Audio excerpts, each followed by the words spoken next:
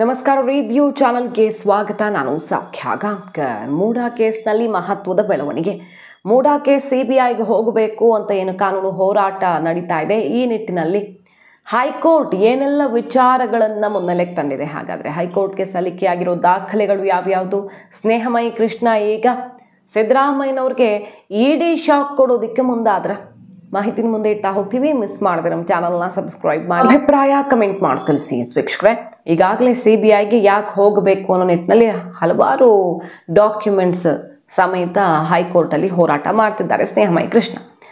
ಈಗ ಸದ್ಯ ಮಧ್ಯಂತರ ಅರ್ಜಿಯೊಂದನ್ನು ಹಾಕಿದ್ದಾರೆ. ಅದೇನಪ್ಪ ಅಂತ ಕೇಳಿದ್ರೆ, ಇಡಿಯನ್ನು ಇಲ್ಲಿ ಪ್ರತಿವಾದಿಯನ್ನಾಗಿ ಮಾಡಬೇಕು, ಈ ಕೇಸ್ ಸಿಬಿಐಗೆ ಹೋಗಬೇಕು ಅನ್ನುವ ಅರ್ಜಿ ಸಲ್ಲಿಕೆ ಆಗಿದೆಯಲ್ಲ, ಇಲ್ಲಿ ಇಡಿಯನ್ನು ಪ್ರತಿವಾದಿಯನ್ನಾಗಿ ಮಾಡಬೇಕು ಅಂತ. ಮೊನ್ನೆಷ್ಟೇ ನೋಡಿದ್ವಿ ನಾವು, ಇಡಿ ಹಲವು ಸ್ಫೋಟಕ ಸಾಕ್ಷಿಗಳು ಈ ಕೇಸ್ನಲ್ಲಿ ಸಿಕ್ಕಿವೆ. ಸಿದ್ದರಾಮಯ್ಯನವರ ಪ್ರಭಾವ ಮತ್ತು ಎಷ್ಟೆಲ್ಲ ಲೋಪಗಳಾಗಿವೆ ಅನ್ನೋದ್ರ ಬಗ್ಗೆ, ಮತ್ತು ಇದೆಲ್ಲ ಫೇಕ್ ಆಗಿ ಹೇಗೆ ದಾಖಲೆಗಳನ್ನು ಸೃಷ್ಟಿಸಲಾಗಿದೆ ಅನ್ನೋದರ ಬಗ್ಗೆ, ಅದಕ್ಕೆ ಸಂಬಂಧಪಟ್ಟ ಸುತ್ತಮುತ್ತಲಿನ ಹಲವು ಸಾಕ್ಷಿಗಳು ಸಿಕ್ಕಿರುವ ವಿಚಾರವನ್ನು ಲೋಕಾಯುಕ್ತಕ್ಕೆ ಪತ್ರದ ಮೂಲಕ ತಿಳಿಸಿತ್ತು, ನೆನಪಿದೆ ನಮಗೆ. ಈಗ ಸ್ನೇಹಮಯಿ ಕೃಷ್ಣ ಈ ಬೆಳವಣಿಗೆ ಬೆನ್ನಲ್ಲೇ ಇಡಿ ಈ ಕೇಸ್ನಲ್ಲಿ ಪ್ರತಿವಾದಿಯಾಗಬೇಕು ಅಂತ ಅರ್ಜಿಯನ್ನು ಸಲ್ಲಿಕೆ ಮಾಡಿದ್ದಾರೆ. ಹಾಗಾಗಿ ಇದಕ್ಕೆ ಆಕ್ಷೇಪಣೆ ಸಲ್ಲಿಸೋದಕ್ಕೆ ಅವಕಾಶ ಮಾಡಿಕೊಡುತ್ತೆ ಜಾರಿ ನಿರ್ದೇಶನಾಲಯ. ಪ್ರತಿವಾದಿ ಮಾಡುವಂಥ ವಿಚಾರದಲ್ಲಿ ರಾಜ್ಯ ಸರ್ಕಾರಕ್ಕೆ 1 ವಾರಗಳ ಕಾಲಾವಕಾಶವನ್ನು ಕೊಟ್ಟಿರೋದು. ಹಾಗಾಗಿ ಕಾದು ನೋಡಬೇಕು. ಈ ನಿಟ್ಟಿನಲ್ಲಿ ಇಡಿ ಪ್ರತಿವಾದಿಯಾಗಿಬಿಟ್ಟರೆ ಬಹಳ ದೊಡ್ಡ ಸಂಕಷ್ಟ ಎದುರಾಗಬಹುದು. ಯಾಕಂದರೆ ನಮ್ಮ ಹತ್ರ ಸಾಕ್ಷಿ ಇದೆ, ದಾಖಲೆಗಳಿವೆ. ಸಿದ್ದರಾಮಯ್ಯನವರ ಇನ್ವಾಲ್ವ್ಮೆಂಟ್ಗೆ ಸಂಬಂಧಪಟ್ಟಂತೆ, ಅಂದರೆ ಅವರು ಪ್ರಭಾವ ಬೀರಿರೋ ಎಲ್ಲ ವಿಚಾರಗಳಿವೆ ಅಂತಲ್ವ ಇಡಿ ಆರೋಪಿಸ್ತಾ ಇರೋದು. ಹಾಗಾಗಿ ಅದನ್ನು ಹೈಕೋರ್ಟ್ ಮುಂದೆ ಇಟ್ಟರೆ ಈ ಕೇಸ್ ಸಿಬಿಐಗೆ ಹೋಗೋದಕ್ಕೆ ಅವಕಾಶ ಆಗಬಹುದು. ಯಾಕಂದರೆ ಇಲ್ಲಿ ವಾದ ಮಾಡ್ತಿರೋದೇ ಅದನ್ನು. ಅರ್ಜಿದಾರರು ಲೋಕಾಯುಕ್ತ ತನಿಖೆ ಸರ್ಕಾರದ ಕೈಗೊಂಬೆ ಅಂತ ನಡೀತಿದೆ. ಹಿಂದೆ ಕೆಲವು ಕೇಸ್ಗಳನ್ನು ಮುಚ್ಚಾಕಿ ಕೋರ್ಟೇ ಚಾಟಿ ಬೀಸಿದೆ. ಮುಖ್ಯಮಂತ್ರಿ ಸಿದ್ದರಾಮಯ್ಯನವರ ವಿಚಾರದಲ್ಲೇ ಕೆಲವು ಕೇಸ್ ರಿಪೋರ್ಟ್ ಹಾಕಿ ಸಾಕ್ಷಿನಾಶ ಅದು ಇದು ಅಂತ ಕೋರ್ಟೇ ಚಾಟಿ ಬೀಸಿದೆ. ಅಂತಹ ಕೆಲವೊಂದು ದಾಖಲೆಗಳನ್ನು ಇಟ್ಟು ಮತ್ತು ಲೋಕಾಯುಕ್ತ ಈ ಕೇಸಲ್ಲಿ ಏನೇನು ತಪ್ಪುಗಳನ್ನು ಮಾಡಿದ್ದಾರೆ, ಹಾಗೆ ಕೆಲವು ಅಧಿಕಾರಿಗಳನ್ನು ರಕ್ಷಿಸೋದಿಕ್ಕೆ ಸರ್ಕಾರ ಮೊದಲೇ ಮಾಹಿತಿ ಪಡ್ಕೊಂಡು ದಾಖಲೆಗಳನ್ನು ಎಸ್ಕೇಪ್ ಮಾಡೋದಕ್ಕೂ ಅನುಕೂಲ ಆಗಿದೆಯಾ, ಲೋಕಾಯುಕ್ತ ಮೊದಲೇ ತನಿಖೆ ಕೈಗೆತ್ತಿಕೊಂಡವ್ರು ಆಮೇಲೆ ಹೆಜ್ಜೆ ಹಿಂದಕ್ಕೆ ಹೆಂಗಿಟ್ರು, ಇಂಥದ್ದೆಲ್ಲ ದಾಖಲೆ ಇಟ್ಟಿದ್ರಲ್ವ. ಲೋಕಾಯುಕ್ತದ ಟಿಪ್ಪಣಿಯಲ್ಲಿಯೇ ಇದು ಬಟಾಬಯಲಾಗಿದೆ ಅಂತ ಸ್ನೇಹಮಯಿ ಕೃಷ್ಣ ಏನು ಗಂಭೀರ ಆರೋಪ ಮಾಡಿದ್ರು. ಇದೆಲ್ಲವನ್ನ ಇಟ್ಟು ಹೋರಾಟ ಮಾಡ್ತಿದ್ದಾರೆ. ಈಗ ಇಡಿ ಪ್ರತಿವಾದಿ ಆಗಿಬಿಟ್ರೆ ಸಂಕಷ್ಟ ಎದುರಾಗಬಹುದು. ಮಧ್ಯಂತರ ಅರ್ಜಿಯನ್ನು ಈಗ ಸಲ್ಲಿಸಿರೋದು. ಆ ನಿಟ್ಟಿನಲ್ಲೂ ಕೂಡ ಸದ್ಯ ಈಗ ಮಲ್ಲಿಕಾರ್ಜುನ ಸ್ವಾಮಿ, ಸಿದ್ದರಾಮಯ್ಯನವರ ಪತ್ನಿ ಪಾರ್ವತಿ ಮತ್ತು ಮುಖ್ಯಮಂತ್ರಿ ಸಿದ್ದರಾಮಯ್ಯನವ್ರಿಗೆ ಹ್ಯಾಂಡ್ ಸಮನ್ಸ್ ನೀಡೋದಕ್ಕೆ ಹೈಕೋರ್ಟ್ ಸೂಚನೆ ಆಗಿದೆ.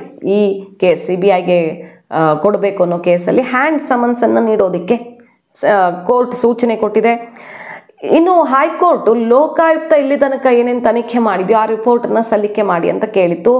ಲೋಕಾಯುಕ್ತ ಆ ರಿಪೋರ್ಟನ್ನು ಇಟ್ಟಿದೆ. ಇನ್ನಷ್ಟು ಮುಂದಿನ ವಿಚಾರಣೆ ಅಷ್ಟೊತ್ತಿಗೆ ಇನ್ನೂ ನಿಮ್ಗೆ ಏನೇನು ಮಾಹಿತಿ ಸಿಗುತ್ತೋ ಅದಷ್ಟನ್ನು ತನಿಖಾ ವರದಿಯನ್ನು ನಮಗೆ ಕೊಡಿ ಅಂತ ಹೈಕೋರ್ಟ್ ಕೇಳ್ಕೊಂಡಿದೆ. ಡಿಸೆಂಬರ್ 9ರವರೆಗೆ ನಡೆಸಿರುವಂತಹ ತನಿಖೆಯ ಕುರಿತು ಈಗ ಲೋಕಾಯುಕ್ತ ಪೊಲೀಸರು ನ್ಯಾಯಪೀಠಕ್ಕೆ ಆ ರಿಪೋರ್ಟನ್ನು ಕೊಟ್ಟಿದ್ದಾರೆ.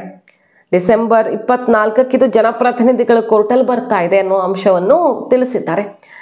ಈಗ ಹೈಕೋರ್ಟ್ ಹೇಳ್ತಿರೋದಿಷ್ಟೇ, ಮುಂದಿನ ವಿಚಾರಣೆ ವೇಳೆ ಅಂದರೆ ಡಿಸೆಂಬರ್ 19ಕ್ಕೆ ಮುಂದಿನ ವಿಚಾರಣೆ, ಸಿಬಿಐಗೆ ಈ ಕೇಸ್ ಹೋಗಬೇಕಾ ಇಲ್ವಾ ಅನ್ನೋದ್ರ ಬಗ್ಗೆ ಮುಂದಿನ ವಿಚಾರಣೆ. ಡಿಸೆಂಬರ್ 9ರವರೆಗೆ ನಡೆಸಿರುವಂತಹ ತನಿಖೆಯ ಕುರಿತು ಈಗ ಲೋಕಾಯುಕ್ತ ಪೊಲೀಸರು ನ್ಯಾಯಪೀಠಕ್ಕೆ ಆ ರಿಪೋರ್ಟನ್ನು ಕೊಟ್ಟಿದ್ದಾರೆ. ಡಿಸೆಂಬರ್ 24ಕ್ಕೆ ಇದು ಜನಪ್ರತಿನಿಧಿಗಳ ಕೋರ್ಟಲ್ಲಿ ಬರ್ತಾ ಇದೆ ಅನ್ನೋ ಅಂಶವನ್ನು ತಿಳಿಸಿದ್ದಾರೆ. ಈಗ ಹೈಕೋರ್ಟ್ ಹೇಳ್ತಿರೋದಿಷ್ಟೇ, ಮುಂದಿನ ವಿಚಾರಣೆ ವೇಳೆ ಅಂದರೆ ಡಿಸೆಂಬರ್ 19ಕ್ಕೆ ಮುಂದಿನ ವಿಚಾರಣೆ, ಸಿಬಿಐಗೆ ಈ ಕೇಸ್ ಹೋಗಬೇಕಾ ಇಲ್ವಾ ಅನ್ನೋದ್ರ ಬಗ್ಗೆ ಮುಂದಿನ ವಿಚಾರಣೆ.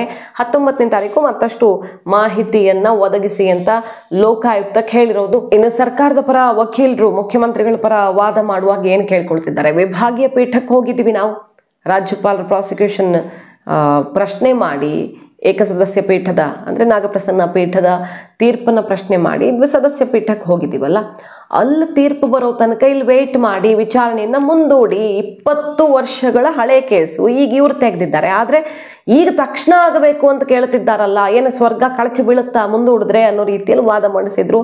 ಈಗ ಡಿಸೆಂಬರ್ 19ನೇ ತಾರೀಕು ತನಕ ಮಾತ್ರ ಅವಕಾಶ ಇರೋದು. ಕೋರ್ಟ್ ನಾವು ಆದಷ್ಟು ಬೇಗ ಮುಗಿಸೇ ಬಿಡೋಣ ಬಿಡಿ, ಆ ವಿಭಾಗೀಯ ಪೀಠದ ತೀರ್ಪು ಬರೋಕ್ಕಿಂತ ಮುಂಚೆ ಅನ್ನುವ ಚರ್ಚೆಗಳು ಕೂಡ ಆಗ್ತಿದೆ. ಹಾಗಾಗಿ ಆದಷ್ಟು ಬೇಗ ಈ CBIಗೆ ಹೋಗಬೇಕಾ ಇಲ್ವಾ ಅನ್ನುವಂಥ ಕೇಸ್ನ ತೀರ್ಪು ಬರುವಂತಹ ಅಂದರೆ ಇತ್ಯರ್ಥ ಆಗುವಂಥ ಸಾಧ್ಯತೆಗಳು ಕಂಡು ಬರ್ತಿದೆ ಕೋರ್ಟ್ನ ಅಭಿಪ್ರಾಯವನ್ನು ಗಮನಿಸಿದ್ರೆ. ಮತ್ತೊಂದು ಕಡೆ ಸ್ನೇಹಮಯಿ ಕೃಷ್ಣ ಪರ ವಕೀಲರು ವಾದ ಮಾಡ್ತಿರೋದೇನಪ್ಪ ಅಂತ ಕೇಳಿದ್ರೆ, ಇಲ್ಲಿ ತೀರ್ಪು ಬರೋ ತನಕ ಆ ಕಡೆ ಜನಪ್ರತಿನಿಧಿಗಳ ನ್ಯಾಯಾಲಯದಲ್ಲಿ ಲೋಕಾಯುಕ್ತ ರಿಪೋರ್ಟ್ ಪರಿಗಣಿಸಿ ಅಲ್ಲಿ ಅಂತಿಮ ನಿರ್ಧಾರ ಆಗತ್ತಲ್ಲ, ಆ ಥರ ಆಗೋದು ಬೇಡ. ಇಲ್ಲಿ ತೀರ್ಪು ಬರಲಿ, ಆಮೇಲೆ ಅಲ್ಲಿ ತೀರ್ಮಾನ ಆಗಲಿ ಅಂತ ಅದಕ್ಕೆ ಸರ್ಕಾರದ ಪರ ವಕೀಲರು ತೀವ್ರ ವಿರೋಧ ವ್ಯಕ್ತಪಡಿಸ್ತಿದ್ದಾರೆ. ಅದು ಹೆಂಗಾಗತ್ತೆ, ಅದ್ರ ಪಾಡಿಗೆ ಅದು ನಡೀಲಿ, ಇಲ್ಲಿ ಬರೋ ತನಕ ಅಲ್ಲಿ ಯಾಕೆ ಸ್ಟೇ ಕೊಡಬೇಕು ಅಂತ ತೀವ್ರ ಆಕ್ರೋಶ ವ್ಯಕ್ತವಾಗಿದೆ. ಅರ್ಜಿದಾರರು ಮತ್ತು ಸಿದ್ದರಾಮಯ್ಯನವ್ರ ನಡುವೆ ಮೂಡಾ ಕೇಸ್ನಲ್ಲಿ ತೀವ್ರ ಹಣಾಹಣಿ ಅಂತೂ ನಡೀತಾ ಇದ್ದು, ಈ ಕೇಸ್ CBIಗೆ ಹೋಗೋದಿಕ್ಕೆ ಇಡಿ ಎಂಟ್ರಿ ಅಂದ್ರೆ ಇಡಿ ಪ್ರತಿವಾದಿ ಆಗಿಬಿಟ್ರೆ ಅದು ದೊಡ್ಡ ಅನುಕೂಲವನ್ನು ಮಾಡಿಕೊಡಬಹುದು. ಮುಖ್ಯಮಂತ್ರಿಗಳಿಗೆ ಮೂಡಾ ಕೇಸ್ನ ಸಂಕಷ್ಟ ಉಸಿರುಗಟ್ಟಿಸ್ತಾನೆ ಇದೆ. ಅದು ಪೂರ್ಣ ಪ್ರಮಾಣದಲ್ಲಿ ರಿಲೀಫು ಸಿಗ್ತಾ ಇಲ್ಲ. ಹಂಗಂತ ಅತಾರ್ಕಿಕ ಅಂತ್ಯ ಕಾಣೋದು ಅಷ್ಟು ತಕ್ಷಣಕ್ಕಾಗೋ ಕೆಲಸನೂ ಅಲ್ಲ. ಅದು ಕಾನೂನು ಹೋರಾಟದ ದಾರಿಯನ್ನು ಹಿಡಿದಿರೋದ್ರಿಂದ ಕಾದು ನೋಡಬೇಕು. ಮಾಹಿತಿ ನಿಮ್ಗೆ ಇಷ್ಟ ಆಗಿದ್ರೆ ಮಿಸ್ ಮಾಡದೆ ನಮ್ಮ ಚಾನಲ್ನ ಸಬ್ಸ್ಕ್ರೈಬ್ ಮಾಡಿ, ನಿಮ್ಮ ಅಭಿಪ್ರಾಯ ಕಮೆಂಟ್ ಮಾಡಿ ತಿಳಿಸಿ. Thank you.